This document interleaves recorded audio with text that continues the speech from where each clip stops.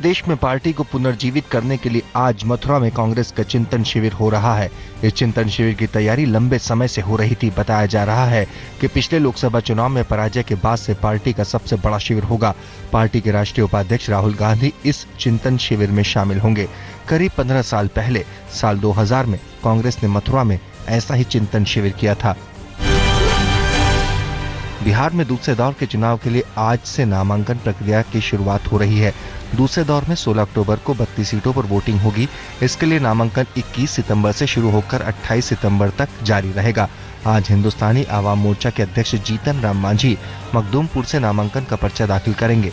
वैसे मांझी ने मुकदमपुर के अलावा इमामगंज सीट से भी चुनाव लड़ने का फैसला किया है। जीतन राम मांझी ने बीजेपी से 3 और सीटों की मांग की है। हम लोगों ने ये कहा था कि हमें कुछ ज़्यादा सीट मिलना चाहिए। इमामगंज अभी नहीं क्लियर हुआ है, वही में 1-2 को बता रहे हैं, लेकिन वो 20 के अतिरिक्त होगा।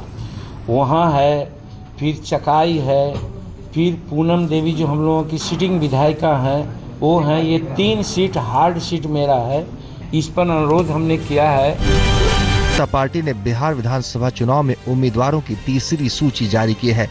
बीजेपी की ओर से जारी की गई सूची में 11 उम्मीदवारों के नामों का ऐलान किया गया है। अब तक बीजेपी ने अपने कोटे के 153 उम्मीदवारों के नाम की घोषणा की है। हालांकि अभी भी 7 उम्मीदवारों का ऐलान होना बाकी है। शिवसेना ने बिहार में 150 सीटों पर लड़ने का ऐलान किया है। पार्टी ने बिहार में हिंदुत्व के आक्रामक एजेंडे के साथ चुनाव में उतरने का मन बनाया है। पार्टी नेता संजय राउत ने कहा कि शिवसेना का बीजेपी से कोई संबंध नहीं है और पार्टी अपनी ताकत पर चुनाव लड़ेगी। संजय राउत ने कहा कि देश भर से शिव सैनिक यहाँ प्रचार के लिए आएंगे और गांव-गांव जाएंगे। समाजवादी पार्टी के मुखिया मुलायम सिंह यादव ने एक बार फिर पार्टी नेताओं को खरी खोटी सुनाई है। उत्तर प्रदेश के ललितपुर में मुलायम ने पार्टी नेताओं को स्पष्ट शब्दों में समझा दिया है कि पैसा कमाना छोड़कर जनता की सेवा में जुटने का वक्त आ गया है। मुलायम ने ताकीद करते हुए पार्टी के नेताओं को सूबे में जगह जगह हो रहे अवैध खनन से दूरी बनाने को कहा। साथ ही जिला अधिकारियों को भी कार्रवाई की धमकी दी।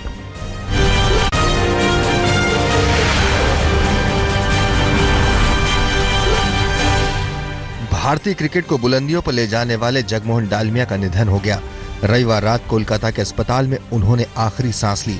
बीसीसीआई अध्यक्ष जगमोहन डालमिया को सीने में दर्द की शिकायत के बाद गुरुवार को कोलकाता के बीएम बिड़ला अस्पताल में भर्ती कराया गया था।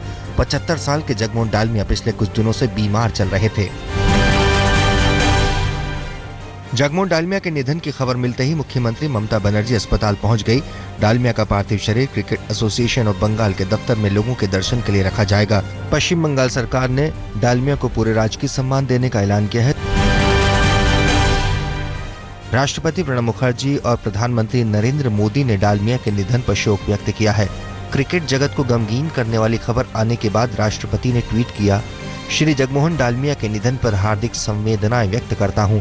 प्रधानमंत्री नरेंद्र मोदी ने ट्वीट कर डालमिया के निधन पर शोक जताया। बोले, इस दुख की घड़ी में डालमिया परिवार के साथ हूं। पश्चिम बंगाल की मुख्यमंत्री ममता बनर्जी ने बीसीसीआई अध्यक्ष जगमोहन डालमिया के निधन पर शोक जताते हुए कहा कि खेल प्रशासकों के बीच उनका दर्जा काफी बड़ा था। ममता ने ट्वीट किया, दुखद, जगमोहन डालमिया जी का निधन हो गया। डालमिया के निधन पर सचिन तेंदुलकर ने भी गहरा दुख जताया। कहा, जून में हुई थी उनसे मुलाकात, तब मुझे नहीं पता था कि ये मेरी आखिरी मुलाकात होगी। अभिनेता और केकेआर टीम के मालिक शाहरुख खान ने भी जगमोहन डालमिया के निधन पर गहरा दुख जताया है। कहा, ईडन गार्डन में हमेशा याद आएंगे डालमिया। डालमिया पिछले कुछ समय से बीमार चल रहे थे और बीसीसीआई के रोजमर्रा के कामकाज में सक्रिय रूप से हिस्सा नहीं ले पा रहे थे। जगमोहन डालमिया ने 10 साल के अंतराल के बाद इस साल मार्च में दूसरी बार बीसीसीआई की कमान संभाली थी। गृह मंत्री राजनाथ सिंह आज से पाकिस्तान और चीन की सीमा से लगने वाले अग्रिम इलाकों के 3 दिवसीय दौरे पर जा रहे हैं। राजनाथ सिंह सांबा में आईटीबीपी के एक शिविर में नए ऑफिसर्स मेस का भी उद्घाटन करेंगे। माना जा रहा है कि वो सांबा सेक्टर की चौकियों का भी दौरा करेंगे। इसके बाद गृह मंत्री चुमार सीमा चौकियों का भी दौरा करेंगे। ये वही इलाका है जहां 2014 में भारत और चीन की फौज आमने सामने आ गई थी। गृह मंत्री का दौरा पहले 2 बार रद्द हो चुका था। पहली बार खराब मौसम और दूसरी बार पिछले हफ्ते बिहार को लेकर बीजेपी की बैठक की वजह से दौरे को टाल दिया गया था। सीमा पर लगातार हो रहे सीजफायर उल्लंघन के बीच आज ब्रिगेडियर स्तर के अफसरों की बैठक होने जा रही है। पुंछ सेक्टर में दोनों सेना के अफसर आज मुलाकात करने वाले हैं। भारत पाकिस्तान की तरफ से लगातार हो रहे सीजफायर के उल्लंघन का मुद्दा उठाएंगे।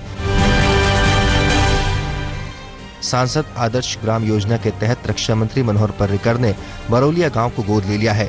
राहुल गांधी के संसदीय क्षेत्र अमेठी का ये गांव गोद लिए जाने के बाद बेहद खुश है। माना जा रहा है कि 2014 के लोकसभा चुनाव में बीजेपी प्रत्याशी स्मृति ईरानी के साथ मजबूती से खड़े रहने का इनाम बरौलिया के ग्रामीणों को मिला है। सुप्रीम कोर्ट के हरियाणा में पंचायत चुनाव के नए संशोधन पर रोक लगाने के आदेश के खिलाफ हरियाणा सरकार आज कोर्ट में जवाब दाखिल करने जा रही है। हरियाणा सरकार सुप्रीम कोर्ट में पंचायत चुनाव पर लगी रोक को हटाने की अपील कर सकती है। गौरतलब है कि न्यायालय ने हरियाणा सरकार के उस आदेश पर अंतरिम रोक लगाई थी जिसमें ये कहा गया था कि पंचायत का चुनाव लड़ने के लिए 10वीं पास होना जरूरी है। सुप्रीम कोर्ट ने हरियाणा सरकार को नोटिस जारी कर 4 हफ्ते में जवाब भी मांगा था। बाबा राम रहीम की फिल्म MSG 2 को लेकर पंजाब के मोगा में अभी भी प्रदर्शनों का दौर जारी है। लोग बरसात के बावजूद चक्का जाम के लिए जुटे रहे। सब मिलकर NH95 पर जमे रहे। प्रदर्शनकारियों की मांग है कि बाबा की फिल्म जल्द से जल्द पंजाब के थिएटरों में दिखाई जाए। इन प्रदर्शनों के कारण आम लोगों को भारी परेशानियों का सामना करना पड़ रहा है। गुवाहाटी में बारिश ने लोगों को परेशान कर दिया। जगह जगह जाम, जगह जगह पानी का जमा होना। जीरो रोड, लोखरा रोड, जातिया और चंदमारी रोड पर काफी वक्त तक जाम जैसे हालात बने रहे। हिमाचल प्रदेश में 21 और 22 सितंबर को भारी बारिश की चेतावनी जारी कर दी गई है। मौसम विभाग के मुताबिक वेस्टर्न डिस्टर्बेंस की वजह से 2 दिनों तक राज्य भर में जोरदार बारिश की आशंका है। ऐसे में तापमान में 4 से 5 डिग्री तक की गिरावट हो सकती है। लोगों को कम से कम घर से बाहर निकलने और सावधान रहने के लिए कहा गया है।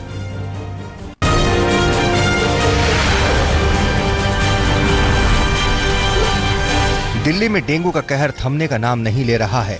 वेस्ट दिल्ली के जनकपुरी D ब्लॉक में रहने वाली 51 साल की सविता देवी की उत्तम नगर के एक प्राइवेट अस्पताल में डेंगू से मौत हो गई। वे पिछले 6 दिनों से बीमार थी। परिवार का आरोप है जब मरीज की हालत खराब होने लगी तब अस्पताल के डॉक्टर ने किसी बड़े अस्पताल में ले जाने के लिए कहा। राजधानी दिल्ली एक और जहां डेंगू के दंश के बीच है, वहीं दिल्ली में काम कर रहे तकरीबन 3,500 DBC कर्मचारी वेतन न मिलने से खासे नाराज हैं और अगले कुछ दिनों में हड़ताल पर जाने की तैयारी में हैं। इनका आरोप है कि उन्हें 3 और 4 महीने के बाद एक बार नगर निगम वेतन देता है। इनका कहना है कि अगर 7 दिनों में इन्हें समय पर वेतन नहीं मिला तो ये हड़ताल पर चले जाएंगे। दिल्ली से सटे गौतम बुद्ध नगर में पति की मौत डेंगू से होने के बाद पत्नी ने फंदा लगाकर खुदकुशी कर ली। गांव के रहने वाले पुष्पेंद्र को डेंगू हो गया था। उसका पहले इलाज गाजियाबाद में चला, फिर उसे दिल्ली रेफर किया गया, लेकिन राम मनोहर लोहिया अस्पताल ने बेड न होने की बात कहकर उसे लौटा दिया। फिर उसे नोएडा के अस्पताल में भर्ती कराया गया, जहां उसकी मौत हो गई। इससे बेहाल पुष्पेंद्र की पत्नी रेखा ने भी कमरे में फंदा लगाकर फांसी लगा ली। पुष्पेंद्र और रेखा के 2 बच्चे हैं। दिल्ली में 9वीं क्लास की छात्रा के साथ गैंगरेप का सनसनीखेज मामला सामने आया है। स्कूल जाती लड़की को 3 लड़कों ने कार में पहले अगवा किया, फिर उसे जबरन शराब पिलाई गई। लड़की के मुताबिक उसके साथ गैंगरेप करने के बाद लड़कों ने MMS बनाकर किसी को इस बारे में जानकारी नहीं देने की धमकी दी।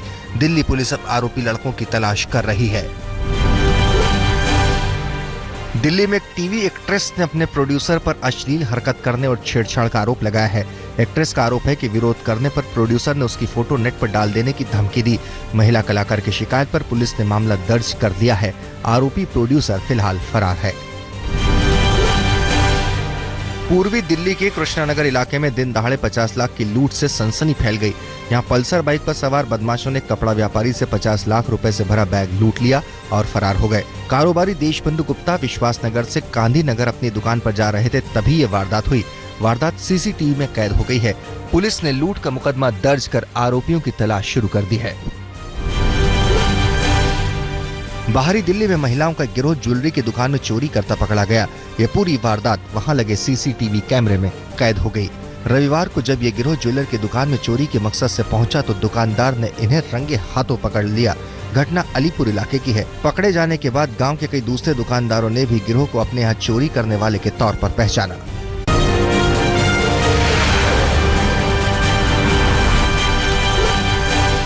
शीना बोरा हत्याकांड में 3 आरोपियों की न्यायिक हिरासत आज खत्म हो रही है। इस हाई प्रोफाइल हत्याकांड में इंद्राणी मुखर्जी, उसके दूसरे पति संजीव खन्ना और ड्राइवर श्यामलाल न्यायिक हिरासत में जेल में हैं। मुंबई में बीएमसी ने बारिश के दौरान लापरवाही के लिए जिम्मेदार 14 सिविक अधिकारियों को सस्पेंड कर दिया है। इसके अलावा उन कॉन्ट्रैक्टर्स के खिलाफ भी मामला दर्ज कराया गया है जिन्होंने बारिश से पूर्व की तैयारियों में इन अधिकारियों के जरिए कॉन्ट्रैक्ट लिए थे। इन सभी को जून में होने वाली बारिश से उपजी परेशानी के लिए जिम्मेदार माना गया है। मुंबई के चेंबूर इलाके में सुराना सेठी अस्पताल में आग से अफरा तफरी मच गई थी। आग 6वीं मंजिल पर लगी थी। आनन फानन में अस्पताल के मरीजों को शीशा तोड़कर बाहर निकाला गया। हालांकि इस हादसे में कई मरीजों के घायल होने की भी खबर है। आग की खबर के बाद पहुंची फायर ब्रिगेड की 10 गाड़ियों ने कड़ी मशक्कत के बाद आग पर काबू पाया।